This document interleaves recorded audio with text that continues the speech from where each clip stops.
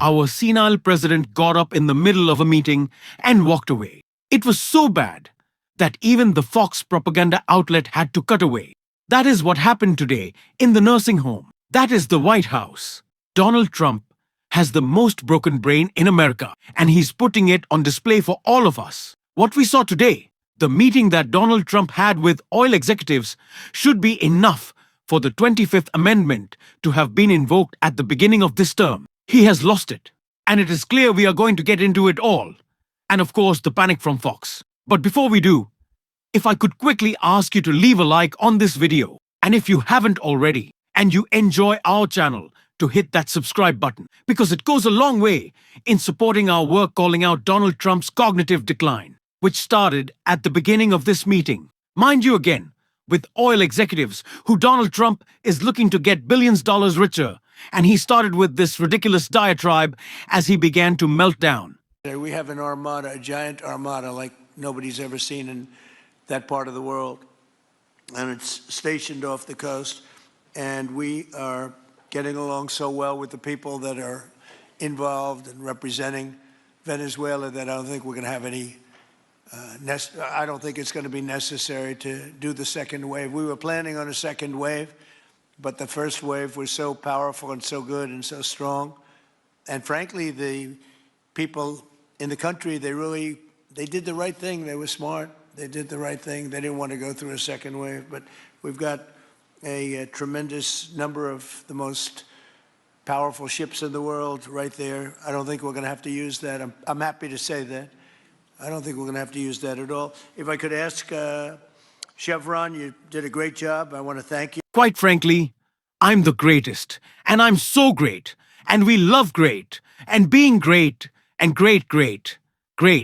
That was the theme for the first half of this meeting and of this semi-press conference with the people who Donald Trump is insistent on making billions dollars richer. That's what Donald Trump wants to do. All the guys in there, all the executives, their pockets will be lined with, of course, the blood of those who had to die in Venezuela for Donald Trump to pretend that he's a strong man.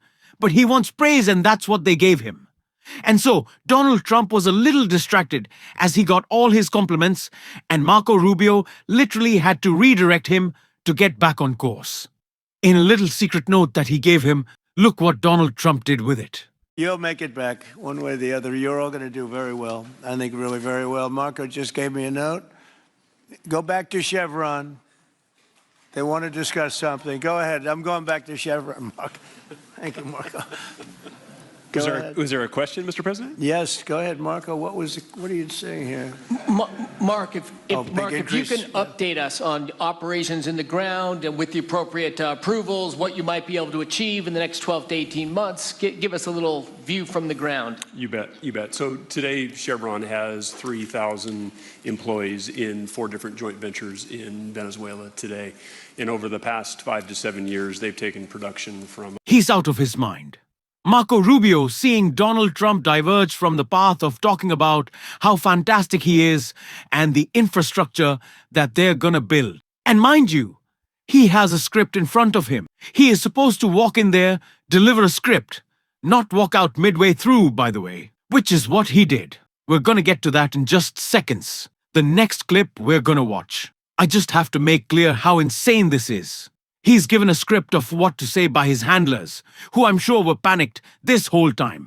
He has to deviate from it so he can have compliments lauded onto him by Marco Rubio kissing his ass, J.D. Vance kissing his ass.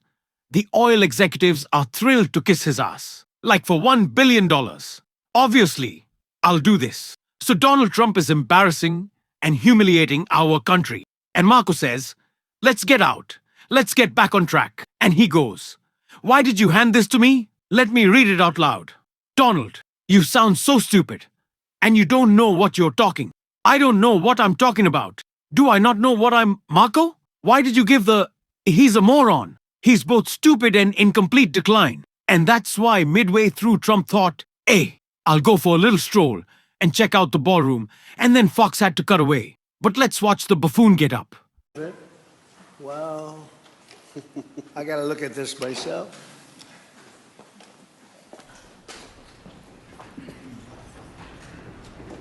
Wow.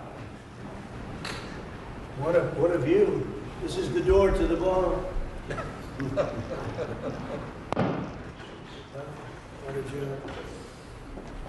Unusual time to look, but I figure we might as well do it. If the fake news would like to go back and take a look. But many Hassan of Zeteo responded to this insane moment, writing a scene from an assisted living facility. The President of the United States is getting up in the middle of scripted meetings. They are scripted. Let's make that much clear. What Donald Trump is supposed to do is written down for him every step that he takes, every word he's supposed to say. Obviously, he deviates from that, but immediately got blown up, and Fox had to cut away. Now, I want to get to that clip because it's fun to watch the panic, but let's make it clear. Donald Trump is broken. He was never a particularly smart man. He never really had his wits about him. But to get up in the middle of your meeting and say, well, I'd like to see the ballroom, and we love the ballroom. And then he comes back. It's like, wow, what a great ballroom. We love the ballroom. It's so ballroomy. And by the way, these guys in this meeting, who Donald Trump is getting so much richer at your expense. Mind you, at your expense, your tax dollars are paying for the oil executives in that room kissing Donald Trump's ass to get richer than anyone ever has been in human history. That's what's happening. That is what your tax dollars are paying for. And of course, Israel. Don't forget about that. Always gotta make sure Bibi's got his pockets lined. Don't forget about that tax day is coming up. But Donald Trump, in a room of the guys who are paying for the ballroom, because he's making him so much richer, was like, let's take a minute and look at this. I cannot think of anything that perfectly encapsulates the Trump presidency more than interrupting a meeting with your oil executives to go look at the ballroom nobody asked for and tried to stop that they financed. So you'd get them richer to then say, wow, what a great job I'm doing as you put your cognitive decline on display. You have corruption, you have terrorizing American history, and you have Donald Trump's brain broken, and that's why Fox got away. On this, the president meeting with oil executive here. This is truly a remarkable thing you are seeing. Keep in mind that Nicolas Maduro has not been extracted for yet a week, and yet they are gathering these people, the top oil companies in America, to be able to, one, Chevron is already there, to be able to go in and begin monetizing. When even the Fox propaganda outlet is saying we've had enough, you are in a tough spot as Donald Trump's administration. And I tweeted immediately. I said 25th Amendment right now. But given the press conference that we saw from J.D. Vance, and what a disgusting display, by the way, to immediately jump the man who demanded you be fired if you so much as repeated Charlie Kirk's bigotry to put it on display. So, yeah, Charlie Kirk said that black women shouldn't be in the workforce. Thoughts on that? Have you repeated his own words to point out how disgusting and bigoted they were? J.D. Vance, the Vice President of the United States, was spending his time making sure you got fired. The same guy also who rehired a kid to work in the administration who was blasting off Indian hate is cool. JD, anything maybe about your wife, your kids. JD Vance defended that disgusting ICE agent, that murderer, more strongly than I've ever seen him defend his children, by the way. More strongly than he's ever defended his wife. I know that's a little bit jumping topics, but that's all to say. I said 25th Amendment immediately after watching Donald Trump today. But, maybe we can let him dot around the White House instead of having J.D. Vance trying to expand the authoritarian project while actually being able to put together full sentences. Marco Rubio doesn't have a soul. You can see it in his eyes. J.D. Vance was a charisma list machine designed to extract shareholder value. And all of those guys sitting in there, those rich oil executives who have destroyed our planet for the fourth ski lodge in Aspen for money that they don't need. They don't deserve, they didn't earn.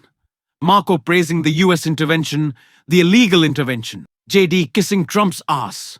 Trump, his brain broken. These executives doing whatever they can to get their hands on more dollars. Because it's not enough for them yet. The financial success that will come for these oil executives from a project that I don't even know if they will undertake in Venezuela. Because that multiple decades long investment, I don't know how trustworthy it is. Right? Who says there's not going to be more regime change? Who says there's not going to be instability in Venezuela? You don't just go in and pick the oil up. You don't. It's not like They're not potatoes. You don't take it like it takes a while to get the oil. That's why take the oil is such a stupid thing for such a stupid guy to say stupid guy being Donald Trump or any of his cronies. But for them to profit off of this, oil executives make money by having it, right? Not by selling it, by having it. Because we know that they want to keep cost of oil at a certain price per barrel, right? If you've ever seen Landman, which I've seen the clip, he's talking about, you want it to be between right here and there, right? They want it at a certain price. They're not trying to make it cheaper. They're just trying to have more of it. And they will do anything, including fascism, to get it. What a perfect analogy for our time. Doing whatever it takes to not use something, to not give it out, to not distribute it, but to hoard it. Is that not a perfect analogy for the businessman of our time? Elon Musk, 800 billion hoarded as people starve. It should be embarrassing freezing out on the streets, 800 billion. He's got to hoard to pat himself on the back, and that's what these guys are. They're gonna rip up the planet to have something. Not to do anything with it, but to have it to keep it. Oh my God. If you stuck around at the end, I don't know how you did drop a blue heart in the comments. I love you guys. Thank you for being in the fight. Do not let him silence you until next time. I'll see you soon.